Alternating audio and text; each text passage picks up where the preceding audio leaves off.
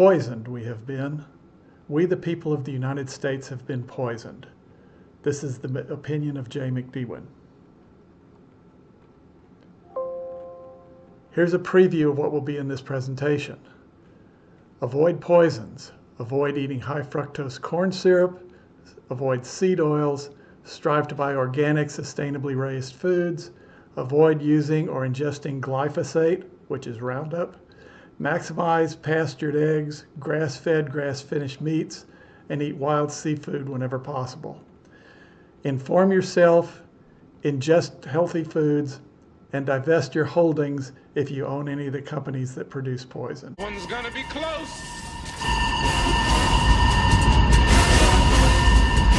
Torpedo, get ahead! You arrogant ass. You've killed us. Okay, starting with fructose, high fructose corn syrup. Half of table sugar is fructose. High fructose corn syrup has even more. It must be processed by your liver just like alcohol. The use of liquid fructose can result in cirrhosis and fatty liver conditions, just like being an alcoholic. In contrast, whole real fruit contains its fructose balanced by fiber, vitamins, and polyphenols. So avoid fructose in sodas and processed foods. Seed oils are in most processed food. Napoleon III needed a cheaper butter for common citizens, so margarine was invented in 1869. In 1911, Procter & Gamble hydrogenated cottonseed oil into a product called Crisco, which was a thickened cooking fat, or shortening. Today's hydrogenated seed oils all follow the Crisco process by filtering, deodorizing, thickening, and preserving the oils in huge factories, and then selling them to you. Seed oil fats contain high amounts of omega-6 linoleic acid, which undermines our metabolism. Avoid seed oils in salad dressings, processed foods, and fast food French fries whenever possible. Instead, use olive oil, butter, coconut oil, or beef tallow. Glyphosate residues can now be found in our body organs and brains, our food, especially wheat, corn, and other GMO crops, and our water and soils in the Mississippi River Valley, upstream rivers, and ending in the Gulf of Mexico outfall and wetlands. Glyphosate and wheat damage your digestive system. There is an epidemic of leaky gut and gluten sensitivity in the United States. Anything that increases intestinal wall permeability burdens your immune system. Glyphosate, wheat gluten, and wheat agglutinin, lectins, and antibiotics all weaken the intestinal wall. Your digestive system relies on friendly bacteria and other organisms for your health. Anything with an antibiotic effect in your intestine can damage your bacterial balance.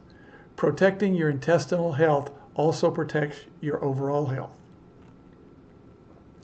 So feedlot cattle, hogs, and chickens dominate the restaurant and grocery food that we are fed. Feeding cattle corn and soy to fatten them up weakens them so much they need antibiotics, and those antibiotics are then present in the resulting meat that we eat. Chickens in tight pens suffer even worse conditions. We won't go into that. Pending further research, eating stressed out animals seems like a bad idea to me. Our grandparents ate grass-fed, grass-finished beef and chickens that got outside. A few generations back, humans were healthier from their food, but of course their poverty, environment, and lack of sanitation ultimately shortened their lives. So the point is, strive to buy grass-fed, pasture-raised, zero antibiotic meats or wild seafood. Weakened crops from dead dirt, most soils cannot connect. Weak soils from dead dirt, most soils cannot grow food. Overplowing and failure to rotate crops are creating a replay of the 1930s Dust Bowl days. Depleted soil yields crops that lack historic levels of nutrients and minerals.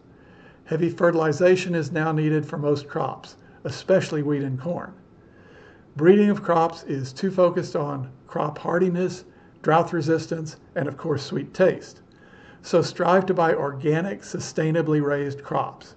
Buy veggies from local farmers that meet those criteria. Corporate lies and regulatory corruption got us here. So glyphosate is now the most used pesticide on agricultural crops in the United States. Glyphosate popularity comes in part from the fact it is effective and relatively cheap. By the way, low-cost versions from China and other countries with relatively lax environmental and health regulations have flooded our market as the glyphosate patents expired in the 1990s, making it even cheaper for our farmers. This explains why its use has increased so dramatically in the past 2 decades. Glyphosate has been or will soon be banned in at least 10 countries, including Mexico, Germany, Saudi Arabia, and Vietnam.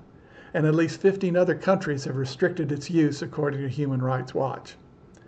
And by the way, in 2015, Russian President Vladimir Putin told the Russian parliament that Russia should become the world's largest supplier of organic foods.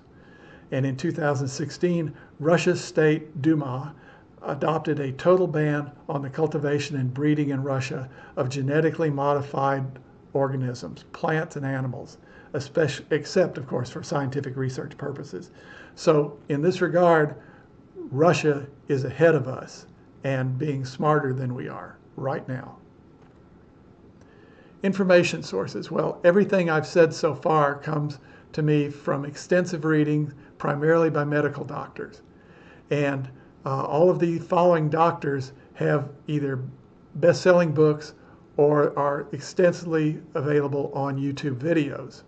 So here are the names: Zach Bush, MD, Stephen R. Gundry, MD, David R. Perlmutter, MD, Michael R. Eads and his wife Mary Dan Eads, MDs both, and finally Mark Hyman, MD. That concludes the presentation. Thank you for watching. I hope that you've been informed.